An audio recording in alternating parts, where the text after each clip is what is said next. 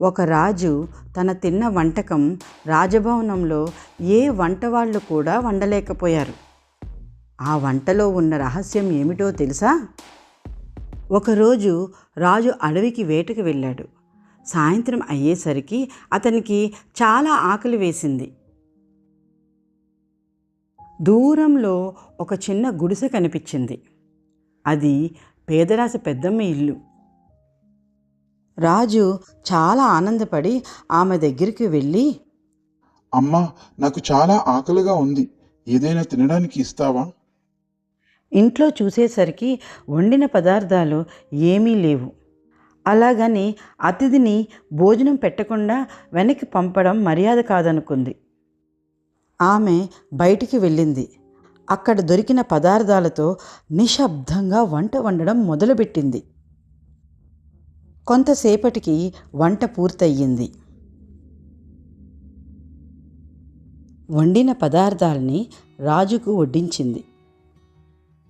రాజు ఒక్క ముద్ద తిన్నాడు.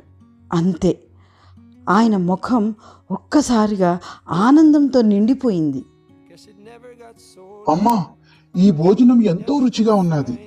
నా ఆకలి తీర్చినందుకు ధన్యవాదాలు అని చెప్పి రాజు తన భవనానికి వెళ్ళిపోయాడు. కొన్ని రోజుల తర్వాత రాజు తన కోటలో అదే వంటను చేయమన్నాడు.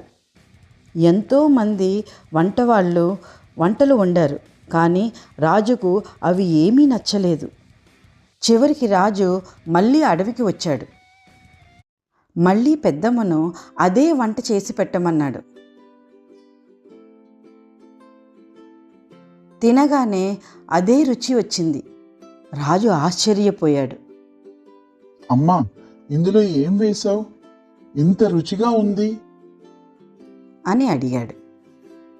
పెద్దమ్మ నవ్వుతూ చెప్పింది, నాన్న, ఆ రోజు నీకు చాలా ఆకలి వేసింది. పెరట్లో ఉన్న పచ్చగడ్డిని తీసుకొచ్చి వండాను.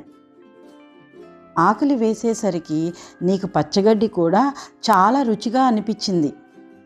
నిజానికి నిజమైన రుచి ఆకలిలోనే ఉంటుంది. పెద్దమ్మకి ధన్యవాదాలు చెప్పి రాజు అక్కడి నుండి వెళ్ళిపోయాడు. నిజానికి ఆకలి వేస్తే పచ్చగడ్డ అయినా రుచిగా ఉంటుంది.